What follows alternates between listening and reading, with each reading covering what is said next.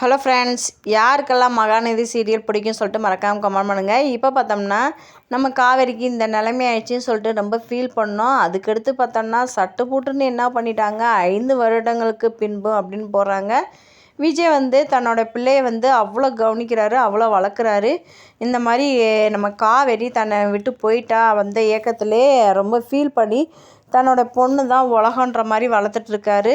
அதுக்கடுத்து காவேரிக்குமே அவங்களுக்கு கல்யாணம் ஆனது, குழந்த பிறந்தது எந்த இதுவுமே ஞாபகம் இல்லாமல் இருக்காங்க. அதுக்கடுத்து நம்ம காவேரி வெளியில் கொஞ்சம் நல்லாகி வெளியே வந்த பின்னாடி அந்த குழந்தையும் காவேரி மீட் பண்ணுறாங்க. அப்போ அந்த பாண்டிங் 2 பேருக்கும் பயங்கரமாக இதாகுது.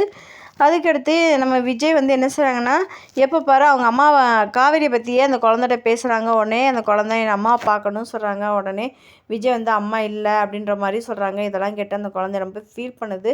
அதுக்கடுத்து அந்த குழந்தை ஒரு நாள் காவேரியை பார்த்து பேசுகிறப்ப, எனக்கு அம்மா இல்லை அப்படின்மே அதுக்கு உடனே காவேரி சொல்கிறாங்க, நான் இருக்கேன் உனக்கு அம்மா மாதிரி அப்படின்னு சொல்கிறாங்க. இதெல்லாம் கேட்குறப்ப மனசுக்கு ரொம்ப கஷ்டமாக இருக்குது. உங்களுக்கு வீடியோ பிடிச்சா மறக்காமல் லைக் பண்ணி சப்ஸ்கிரைப் பண்ணுங்கள். தேங்க்யூ. நெக்ஸ்ட் வீடியோ பார்க்கலாம்.